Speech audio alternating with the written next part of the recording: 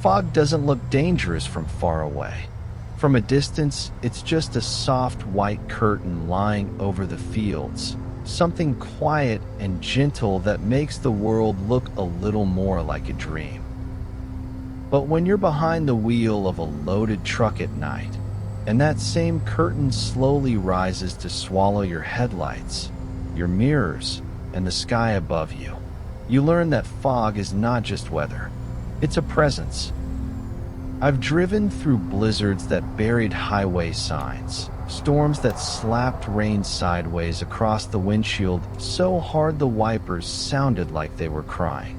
I've run desert heat that made the air shimmer and mountain passes that tested every pound of torque my old diesel could give. None of that unsettles me quite the way a real, thick fog does. The kind where the world shrinks to the length of your hood. The kind where sound feels muffled and time feels slowed, and every mile you drive tastes like a secret you weren't meant to hear. This story is about a night like that. A night when the fog rolled in so heavy the road disappeared, the sky vanished, and even my own truck sounded different. Like it, too, was trying to feel its way forward through something alive. It started the way these nights always start, quietly, no warning. Just a strange softness in the air and a feeling that the darkness ahead was thicker than it had any right to be. I was running a familiar route, too familiar, if I'm honest. Long straight stretches of two-lane highway between small towns that went to bed early, the kind of road that lets your mind wander if you're not careful. On nights like that, routine can be more dangerous than any storm. The sky had settled into that deep midnight blue that still holds a hint of color, like the world hadn't quite made up its mind to go fully black. A half-moon drifted behind thin clouds, turning fields of tall grass into silver waves that shifted and bent in the wind. My truck, an old Peterbilt with more years and more miles than I care to count, hummed beneath me with that warm, steady vibration that feels almost like breathing. The engine note was low and content, the kind of sound a machine makes when it knows the road by heart. The cab was a small island of light and warmth. Dash glowing amber. CB radio muttering quietly with the occasional burst of static and a few stray voices from trucks I couldn't see. The smell of coffee, worn leather, and a faint trace of diesel clung to the air like a familiar coat. Out ahead, the highway stretched straight and calm. My headlights drew two long pale ribbons across the asphalt, catching the fresh white of lane markings and the dull shine of guardrails that guarded mostly empty fields. Then I noticed it. Not a wall, not a sudden bank, just a thin line of white hovering low over the road in the distance. At first I thought it was just mist from a creek bed or breath from the cold ground meeting the warmer air above. But the line didn't stay thin. It grew wider as I approached, rising slowly, as if the night were rolling a blanket up from the ditches and across the highway, folding the world in layer by layer. The CB crackled with a voice I didn't recognize. "Westbound, you about to hit some thick soup out there after mile marker 190. Can't see squat. Keep it tight, driver." I glanced at the marker as it slid past. 190, right on cue. The pale band ahead of me grew until it wasn't a band anymore. It was a wall, soft and glowing in my headlights, but so dense that beyond it there was nothing. No stars, no moon, no road. I took a slow breath and eased off the throttle. The old Pete responded with a gentle drop in speed, the engine hum softening as if it, too, understood that the easy part of the night had just ended. And then, with the same quiet inevitability as a tide coming in, the fog rolled over the hood, climbed the windshield, and swallowed the world. In a single second, the highway stopped being a place I knew and became somewhere else entirely. Somewhere smaller, somewhere stranger, somewhere I had to feel my way through, one breath, one white line, one careful heartbeat at a time.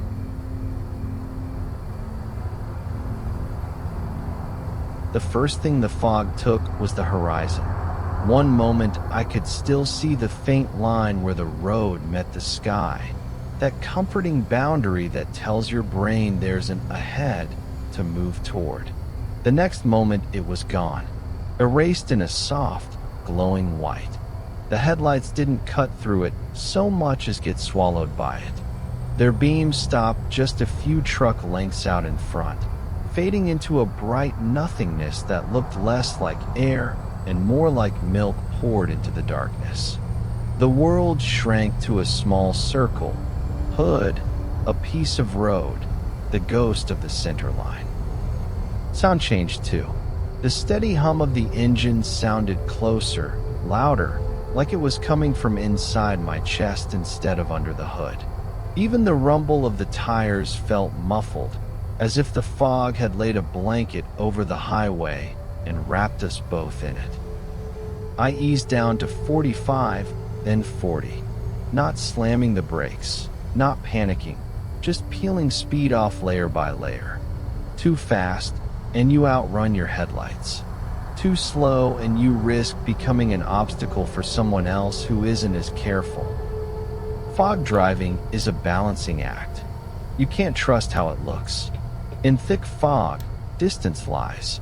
What feels close might be far. What seems far might be right in front of you. I focused on the white line on my side of the road. It appeared, held steady for a heartbeat, then slid under the truck and vanished. Appear, hold, vanish, like a slow, hypnotic metronome. Every few seconds, I'd catch the faint glimmer of a reflector post along the shoulder. Just a flash of pale light, there and gone. Each one was like a small reassurance. The road still exists. The world hasn't fallen away. It's just hidden for a while. The CB murmured again. Another voice, calm and lazy. Eastbound. You feel that soup yet? I just crawled out of it. Thick as memory back there.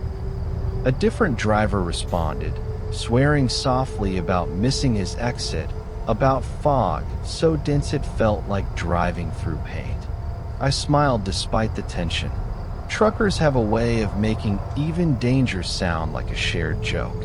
But beneath the easy talk, there was always that edge in the voice. The respect everyone out here has for conditions that can turn bad in a heartbeat. The deeper I went, the stranger it felt. The fog wasn't just ahead now. It was around me, pressing against the glass, curling in pale swirls just beyond the reach of my lights. Sometimes it moved in slow rivers, drifting sideways across the hood like it had a destination of its own. There's a point in fog this thick where you stop trusting your eyes. Your brain starts to imagine shapes in the white. Shadows, figures, movement where there is none. You blink more often, trying to clear what isn't there. That's when the road began to feel altered. The straight stretches seemed longer than they ought to be, as if the highway had quietly added a few extra miles without asking permission. Curves came a little later than I expected, or a little sooner. Time got strange too. Minutes felt like they stretched. The clock on the dash moved, but not in a way my body believed. It was as if each mile was its own little pocket of time, separate from the rest. I checked my mirrors out of habit. Nothing but a white glow where the beams bounced off the fog. No headlights behind me. No suggestion of taillights ahead. Just me, my truck, and the moving wall of brightness. It felt, for a moment, like I had slipped out of the regular world entirely. As if the fog had folded me into a little hidden piece of highway somewhere between places. a stretch of road that didn't really exist on any map except for the drivers who'd been through it. I found myself talking to the truck, voice low and steady. "All right, girl, easy now. We'll just take what we can see and no more." The engine answered with a gentle, even note, as if agreeing that this was a night to move by feel, not by habit. A faint shape loomed ahead, dark, wide, motionless. My foot floated over the brake pedal, slowing just a touch more until the shadow resolved into something familiar, a reflective sign on the right, half hidden by the glowing white. "Fog area next 10 miles. Use caution." 10 miles. At this speed, in this thickness, that could mean 20, 30 minutes of this suspended, breath-held feeling. 10 miles where anything could be hiding just past the edge of vision. The thing about fog is, it doesn't roar at you like a storm. It doesn't shove you around like wind, doesn't pound on you like rain. It just erases, quietly, patiently. Roadside trees became gray ghosts, emerging suddenly from the whiteness and sliding past the edge of my vision before I could truly register them. Ditches and fence lines were only guesses now, implied more than seen. Every sense sharpened. I felt the tiniest pull when one side of the truck met a shallow rut. I heard distant sounds, an animal in the field, perhaps, or a far-off train, dampened and warped by the fog until they felt like echoes from another world. In that floating, half-real landscape, my thoughts slowed to match my speed. I wasn't thinking about delivery times, or fuel stops, or tomorrow's loading schedule. All of life had narrowed to this, the next white line, the next breath, the next careful second of visibility. And somewhere under that focus, under the routine and control, a small, older part of me stirred.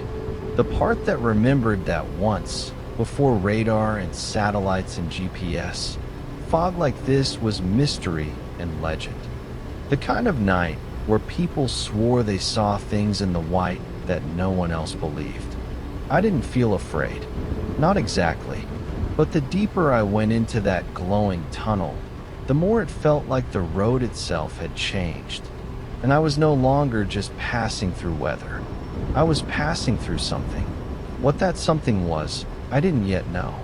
The fog wasn't finished with me.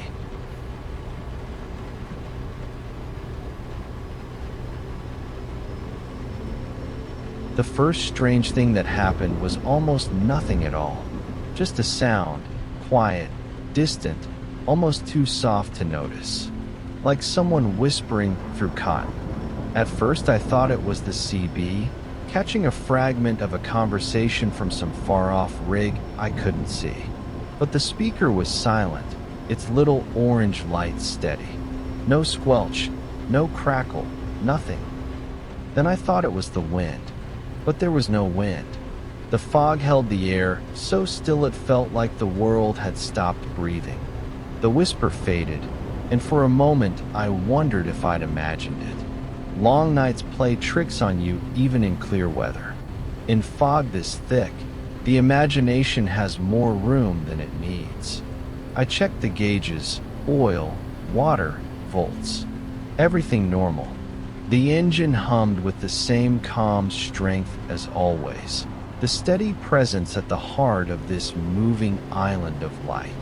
The white line appeared, held for a breath, vanished under the hood. My eyes traced its rhythm like a heartbeat. 1, 2, gone. 1, 2, gone. Another minute. Another curve where the world outside the glass was nothing but shifting shades of silver. Then, out of nowhere, the CB came to life. "Westbound driver, you still in that fog?" The voice was soft, low-pitched, oddly gentle. No background noise, no engine rumble, no hiss of wind. Just that voice, like it was coming from a quiet room somewhere far from the road. I keyed the mic, keeping my eyes glued to the dull white ahead. Yeah, still in it. Feels like I've been in it all night. The voice chuckled, just a breath of a laugh. Yeah, it does that. There was something about the tone that made me frown. Not unfriendly, just familiar, in the way certain songs feel familiar the first time you hear them. What's it like up ahead? I asked. Still soup. A pause long enough for me to watch two more white lines slide beneath the truck. Then, clears eventually. Just keep her slow. Keep her steady. Fog don't like hurry. That last sentence made me smile despite the weight of the night. Fog don't like hurry. Sounded like something an old hand would say over coffee at dawn. Before I could answer, the CB went quiet again.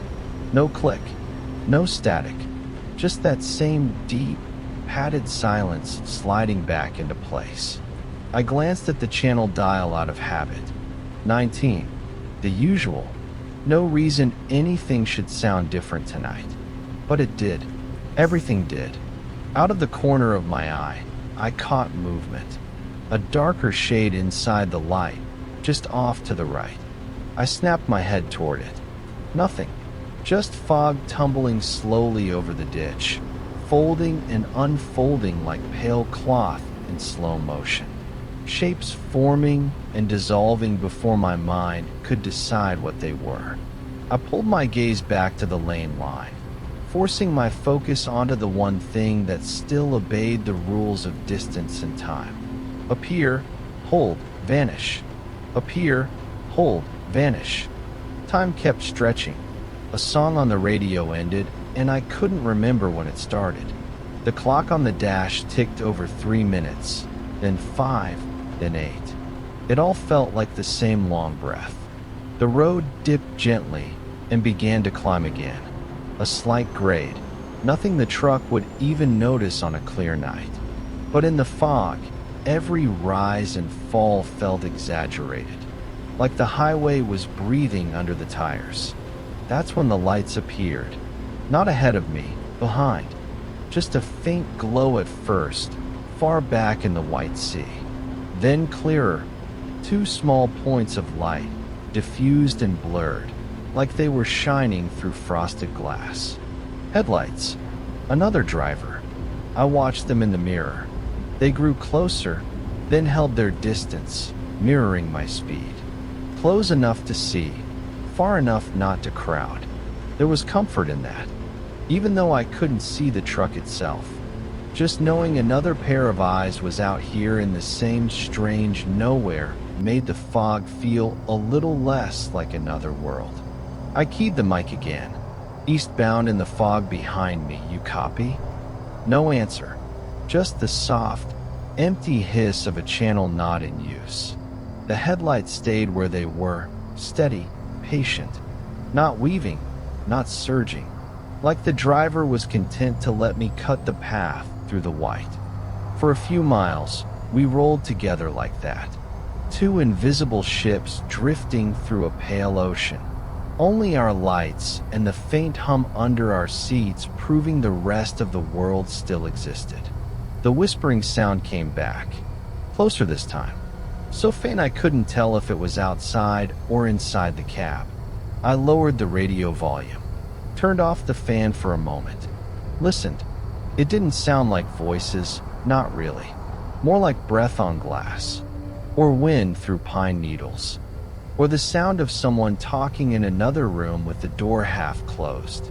The hair on the back of my neck prickled, not from fear exactly, but from that primitive knowing that says, you are not alone here. Another reflector flashed to the right. A sign loomed out of the fog so suddenly I almost gasped. Fog area next 5 miles. Reduce speed. Use low beam. 5 more miles. Half of what I'd already done, but it didn't feel that way. In this thick white, distance had stopped meaning what it usually did. Behind me, the headlights flared for a moment, then dimmed. A blink of high beams, almost like a wave. On instinct, I lifted my hand slightly off the wheel in reply. A trucker's greeting to someone I couldn't see. The CB crackled again, soft and low. "Road's still under you, driver. Even if you can't see much of it. She don't vanish just 'cause the sky does." That voice again. Slow, unhurried, kind. Like someone sitting on a porch in a rocking chair, watching a storm roll in. I swallowed. "What's it like where you are?" A chuckle slid out of the speaker. "Clear enough. Just keeping an ear on you. Fog likes to play with a man's head if he lets it." My eyes flicked to the mirror. The headlights were still there, wrapped in their little halos, floating in the gray. "You back there?" I asked, knowing it was a strange question the moment I said it. "No," the voice said gently. "Not exactly." For a breath or two. The only sound was the engine and the soft hiss of tires rolling over damp pavement. The fog shifted in slow curls beyond the glass, like it had heard us and was listening too. "Just keep it between the lines," the voice added, softer now. "Fog can't do much to a careful man." Then silence. Not CB static. Not a click. Just gone. I stared at the radio, at the mirror, at the white space ahead. The world had shrunk to truck, road, fog, and that faint pair of lights behind me. And suddenly, I wasn't entirely sure which of those things were real, and which were just reflections of my own thoughts. In the bright, shifting white.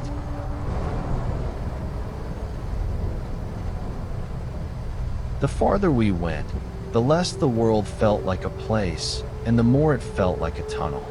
Just a moving circle of light ahead of me, a faint glow behind, and an ocean of slow-spinning white on all sides.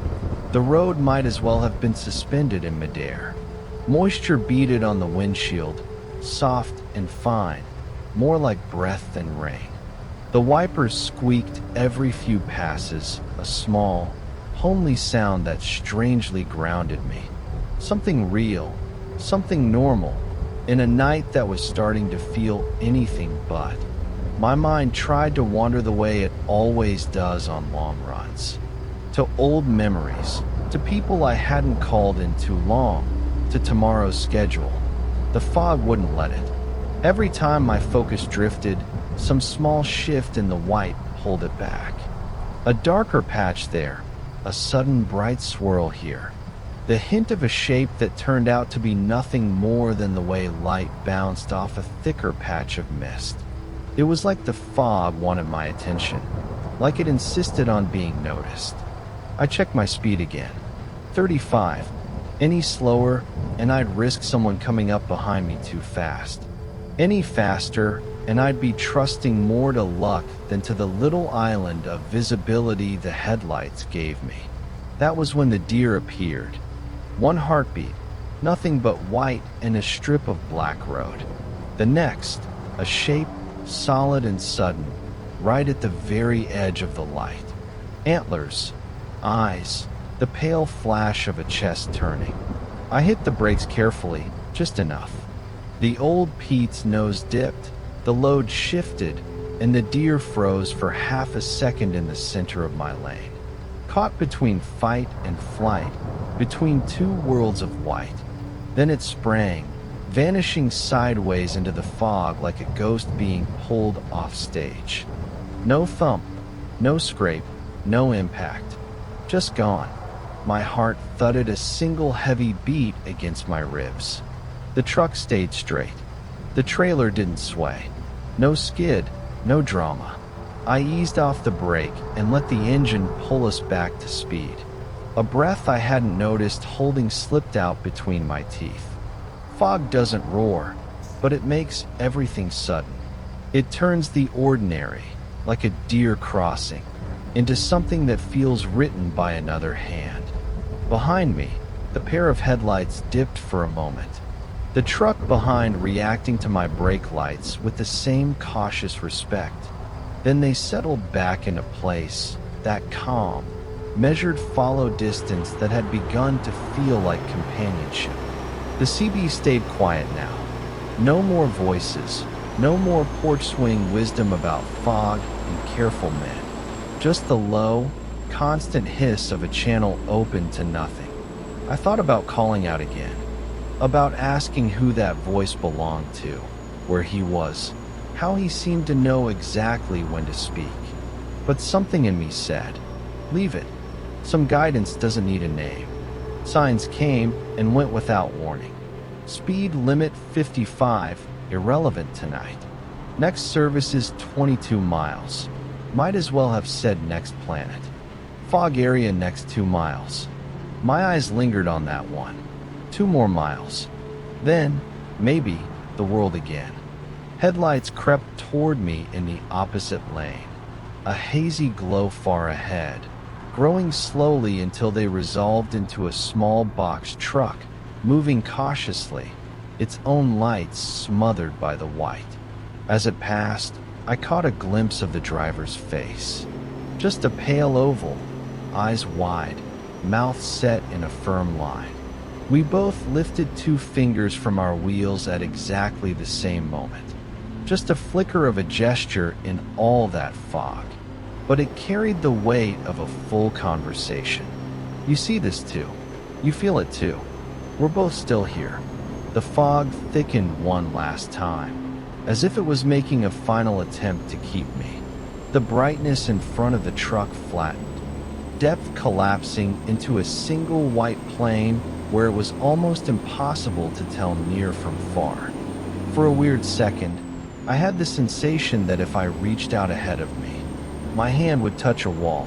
Solid, cool, gentle. I tightened my fingers on the wheel, steady, and talked softly, partly to myself, partly to the truck, partly to whatever else might be listening. We stay right here, I murmured, right between these lines. We don't rush. We don't drift. We just keep moving forward until this lets us go. The fog curled and folded outside, silent and watchful, like it was deciding whether or not to agree. Then, gradually, the glow began to change. Not much at first, just a subtle dimming of the whiteness at the far edge of the beam. A hint of gray returning to the world. The white line ahead of me grew a little clearer. The edges of the road shoulders started to appear again, shy as dawn. Shapes gained outlines. Fence posts, the dark smudge of a tree, the hint of sky beyond. The fog didn't stop all at once. It thinned in layers, losing its density the way a dream loses its grip when you wake up slowly. One moment I could see maybe 50 feet, the next 100, then more. The pair of headlights behind me faded too, swallowed now not by fog, but by distance and curves and the normal geometry of a real road. I watched them in the mirror until they were just a faint glow, then gone. I never saw the truck itself, never learned its color, its company, its number, only its presence in the white, and its absence when the world came back. A sign stood clear now on the right, no longer veiled. Just a plain green rectangle with white letters. Fog area ends. It made me laugh out loud, quiet and a little breathless, as if fog paid attention to signs, as if something that big and old and mysterious could be told where to begin and stop. But maybe, I thought, the sign wasn't for the fog. Maybe it was for us. A gentle way of saying, you've come through. You're back. The road ahead stretched long and open again. The sky above was visible, clouds drifting like islands against the dark blue. Stars peeked out where the gaps allowed. I rolled the window down a little farther and let real air flood in, crisp and open and smelling of fields, not damp cotton. I filled my lungs to the bottom, really breathing for the first time in what felt like hours. Behind me, the CB stayed silent. Whoever had spoken before was gone now, or had decided his work for the night was done. For a few miles, I kept expecting the voice to return, to say something like "told you it would clear," or "nice driving there, driver." Nothing.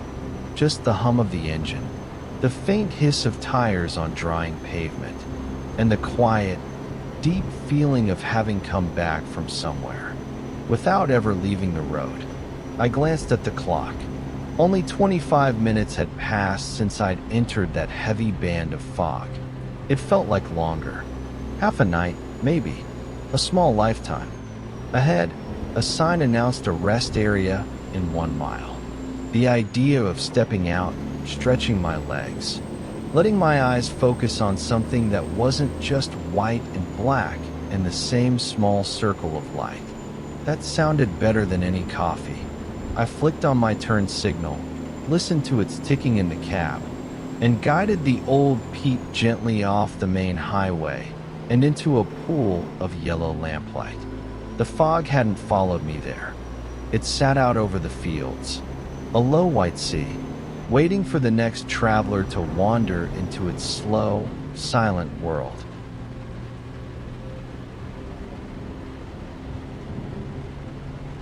The rest area was almost empty. One old reefer hummed softly at the far end, its unit ticking in a sleepy rhythm. The lamps cast warm circles of light on the wet pavement, turning every patch of asphalt into a dim, glowing mirror. I set the brake, listened to the familiar sigh as the air released, and just sat there for a moment with my hands resting on the wheel. The cab felt different now, larger somehow, as if the fog had been quietly pressing in on the glass the whole time, and I was only noticing its absence. When I opened the door, the air that met me was cool and clean. Not thick, not damp, just the ordinary night, the kind you can't fully appreciate until you've driven through something that tried to hide it from you. I climbed down, stretched my back, feeling each muscle unwind like coiled rope finally let go. The sky overhead was clear here, a wide bowl of darkness scattered with stars. The fog sat out in the distance like a low white wall, glowing faintly where the highway lights brushed it. From here, it looked harmless again. Thin, soft, almost beautiful. If you hadn't just come through it, you'd never guess how it could fold the world in on itself until all that existed was a few truck lengths of road and your own thoughts. I walked to the edge of the lot and leaned on the wooden fence that separated asphalt from field. The grass on the other side was wet with fog drip, shining under the lamps like it had been dusted with diamonds. Crickets sang from somewhere in the shadows, their steady rhythm a reminder that, for the earth itself, one more band of fog was nothing worth remarking on. Out there above the white sea, a distant pair of headlights moved along the highway. Two small, glowing beads sliding into the fog bank and vanishing completely. Whoever it was about to step into the same strange nowhere I'd just left. For a moment, I thought about keying the mic, calling out a warning the way someone had for me. But my radio was off now, and somehow it felt right to let the night keep its own balance. I thought of that calm voice on the CB, the one that had known when to speak, when to stay quiet, what to say that cut right through the thin strip between nerves and calm. Maybe he was parked here somewhere, another truck tucked into the shadows beyond the edge of the light, watching over newer drivers the same way old hands always have. Or maybe he was still out in the fog, somewhere between miles, offering a steady word to whoever needed it next. I breathed in deep, filling my lungs with air that didn't taste like water and engine heat. Each breath seemed to sink deeper, clearing out some tightness I hadn't noticed building while I watched that white world swallow and release every object it touched.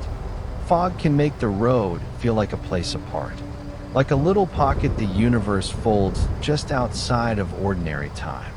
A testing ground, not of horsepower, but of patience, attention, and the ability to move forward when you can only see a few heartbeats ahead. standing there with the quiet field before me and the faint glow of that distant white band on the highway. I felt a kind of gratefulness that was hard to name. Not joy, not relief exactly. Something gentler than both. Maybe that's what it means to come through something mysterious and not be harmed by it. You don't just feel lucky. You feel invited to pay more attention.